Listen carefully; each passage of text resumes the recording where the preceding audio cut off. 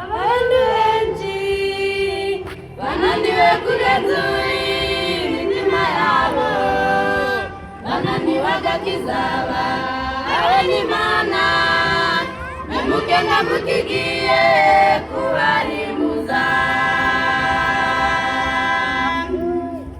Muri iyi minsi hariho abantu benshi bananiwe kugenzura imitima yabo, bananiwe agakiza bahawe n'Imana, memuke mukigiye kubarimbuza.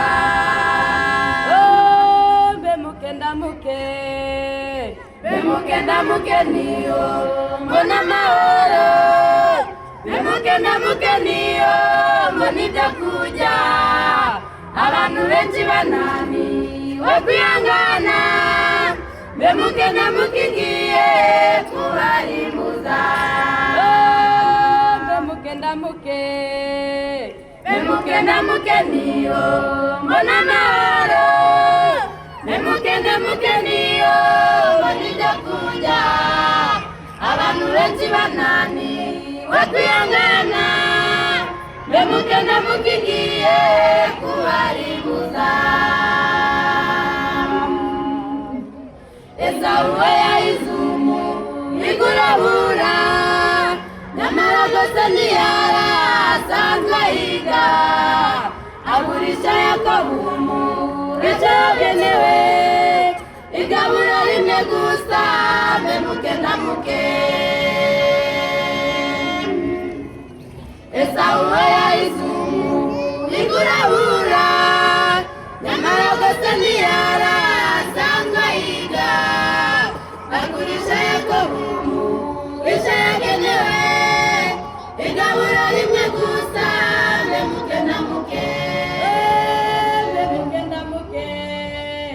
Bemuke niyo mbona amahoro, bemuke niyo mbona ibyo kurya. Abantu benshi bananiwe kwihangana, bemuke mukigiye kubarimbuza.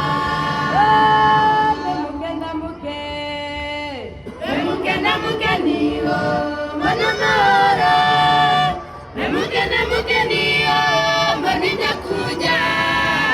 Abantu benshi bananiwe kwihangana, bemuke mukigiye kubarimbuza.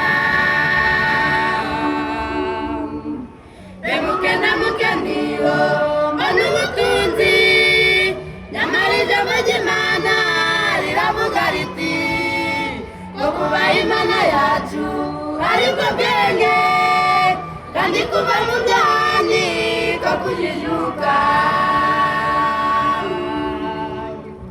Bemuke niyo mbona ubutunzi, nyamara ijambo ry'Imana riravuga riti ko kubaha Imana yacu aribwo bwenge, kandi kuva mu byaha niko kujijuka.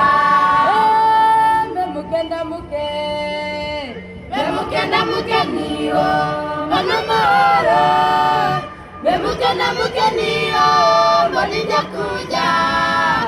Abantu benshi bananiwe kwihangana, bemuke mukigiye kubarimbuza. Bemuke niyo mbona amahoro, bemuke niyo mbona ibyo kurya. Abantu benshi bananiwe kwihangana, bemuke mukigiye